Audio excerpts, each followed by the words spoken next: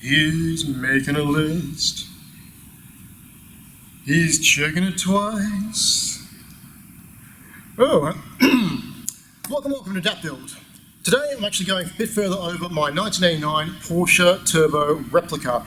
We're going to be looking a bit further into the brake system, continuing on with getting the mechanical sorted.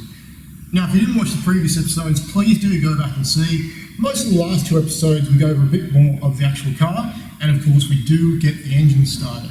So moving forward, brakes are next, followed by the actual clutch system. I want to get this car actually moving around and driving under its own power.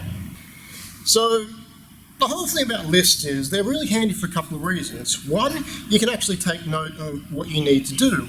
Second to that though, you can go back and then look at everything that you possibly need to redo, like checking out things that you've claimed to be a big problem. So I've noticed that when I went to take this wheel off, there was, well, let's say a bit of a mystery here.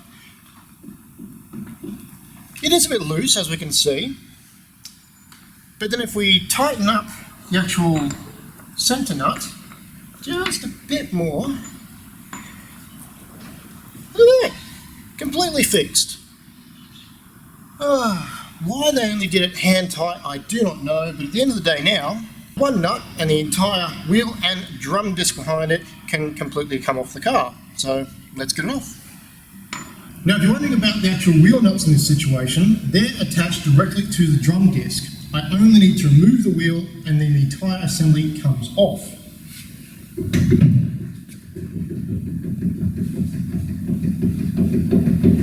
It's of course a little bit easier sometimes to simply remove the wheel first, but I'm not going to do that.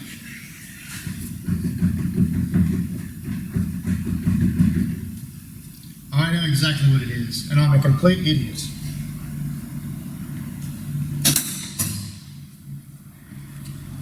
Oh my gosh, look at that, it comes right off. Now in this case under here, everything seems to be really clean. Well, I say clean, it is completely covered in brake dust and what have you. The good news is though, it does have a lot of brake pad meat. The brakes themselves seem to have been changed just before the car was, well, taken off the road entirely. These are actually really decent after I clean them up. A bit of compressed air, a bit of brake cleaner, just to scrub off all the debris. We should be pretty well sorted for the rear brakes. So we'll leave the brakes as they are for now, and that will actually get the car moving and of course stopping. Up front, the actual brakes themselves here seem to be also quite decent. Despite being completely coated in rust, the metal itself, there is no lip on the actual rotor, so it is a nice clean surface. And the actual bearing here has also been greased. There is fresh grease here that hasn't been touched. Again, this has had a bit of an overhaul just before it was parked up. That's a good sign, but I also just want to check it further. There's a much larger issue, which we'll see in a second, which is with regards to the front brake calipers for this. These calipers weren't actually on the car in the first place, so they do need to be rebuilt. It's reasonably straightforward to disassemble. We've got 4 nuts in the back here with some Allen key bolts in the front, and then the actual bleed nipple itself and the pin which would hold the brake pads in place. So we'll go about dismantling this, and then of course I'll show you what I'm currently doing with the other one. So socket, Allen key, like that. Actually we're going the right way.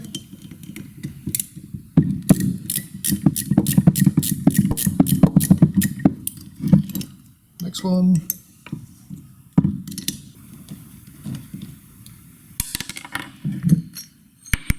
And just like that we have the 2 halves.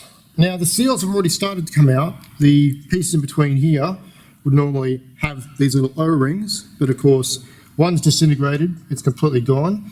The other, for some reason, as you can see, in here itself, that is supposed to be like that. This is completely caked with something, and it is on both sides, and that's the mating surface there. So there is something that's actually going on inside. That's, I have to actually pick that out, but the next thing I'm actually doing may solve this problem.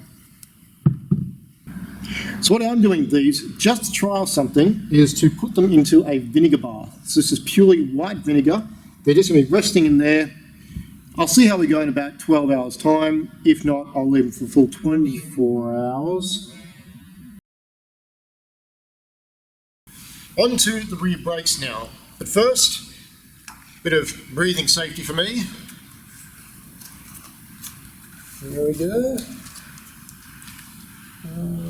Like so. What we're going to do is basically first pull the handbrake a bit. That'll let the actual pistons go out so it'll get a bit longer. Get the compressed air, get a bit of blast, a bit of pressure, and job done.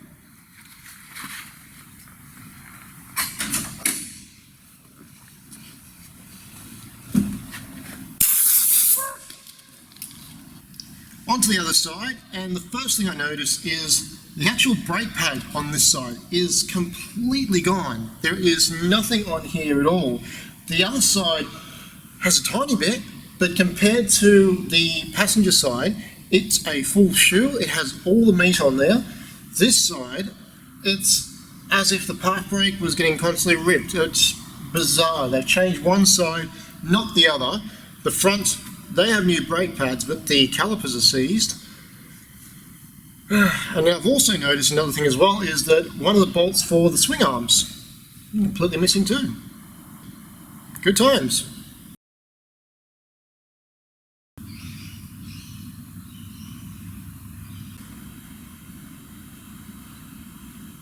So the calipers have now been roasting in a lovely stew of vinegar overnight. We're going to remove them, inspect them. Fingers crossed the actual pistons have come away from the assembly. From what I can see here, I don't really think that's happened. I don't know what's happened. Maybe they're a little bit cleaner. That's about it. Well, let's find out. Of course, the only gloves I could find are too small for my hands, so this is not going to be easy or elegant. And probably go right through them too. Yeah, good enough. I just really don't want my hands smelling like a fish and chip shop all day long. There we go.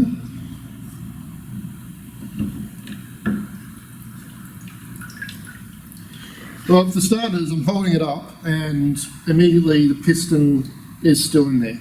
So the main thing that I really wanted to achieve from this has not worked. I was pretty certain that was going to be the case anyway, really. Yeah. Hasn't really done a lot of anything.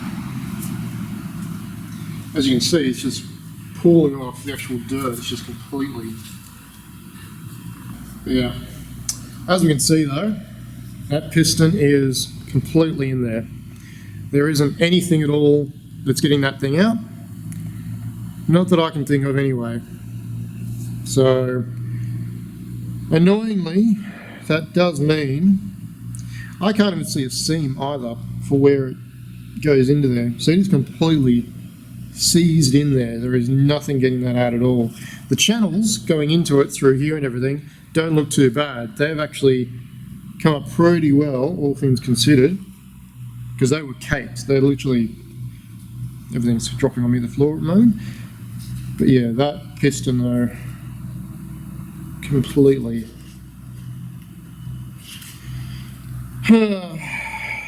So that's a little annoying. I was hoping we'd have some decent sort of result from that one, but no, not the case. Click the other one.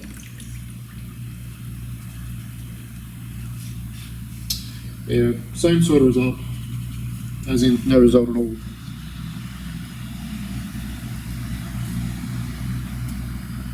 Yeah. Again, just completely in there, nothing to show for it, except a little bit cleaner, which, whoop-de-doo, that's not going to do anything when we bolt it onto the car. So final thoughts for today. There we go. Final thoughts for today. Well, the brakes are shot, basically. I mean, those front calipers, they are completely seized on. I would need to replace them in order for the system to work properly. The rears, one side good, the other side not. So I've got to replace parts there as well. Even if I can get those calipers freed up, it's still an additional cost on top. I was hoping it was simply going to be a bit of a rebuild, put the seal kit into it, maybe, have to actually replace the pistons and the rear ones. But there's so much more to do for the braking system now. And again, I knew this would happen. The deeper you dig, the more you're going to find. So do I replace the brakes now with a far more upgraded system, something a bit more common and modern? Or do I just fix the braking system I have and go with the setup I have, but I'll need to spend more money in the future anyway to upgrade them regardless? I'm at a bit of a loss right now. I'm nowhere near the end of this project for an engine upgrade. So the brakes that are on the machine now are perfectly capable of stopping the car with its really depleted in power engine. If I change the system now at the front, it is done. And the old engine, as long as that's going to be in there, the braking system won't affect that. I'll have a better stopping power with the current motor, so I'll be out-braked in comparison to the power I'll have. Given this car, when I actually get it engineered, needs to have a braking certification anyway, because with this new braking setup, even though it is simply changing the studs and that's it, everything else is the same. The calipers, they're the exact same ones that are on a standard Beetle with 4-stud system. The rears, same sort of ordeal, different drum hats with the actual 5 studs compared to 4. But because it has had that change, it needs to get recertified. So I'm left in a situation of, do I just fully upgrade the braking system now, be done with it, or do I just leave the brakes that are on there and then upgrade them again in the future once the car's in a much more finished state? Final thoughts for today? I don't know. I'll figure it out along the way. I might actually talk to the engineer, see what he says. There might be more involved to actually getting this braking system upgrade done and, of course, getting it certified. I think it is just basically making sure the master cylinder can, function with the actual brake setup, because it's not actually from either a Volkswagen or a Porsche. So that'll do it for today. I was hoping to get a bit more done, but sometimes you can only do what you can do. We'll get there. It's just a long path. This is the very early stages. I'm wanting far too much, far too quickly, and it's kind of the problem. I do tend to rush things. So I need to slow down, pare back, look at everything, and then, of course, make a decent plan of attack. I just need to grow a bit more patience in the end. Really, that's all it is. Well, thank you for joining me again today, guys. As always, like, subscribe, comment below, etc.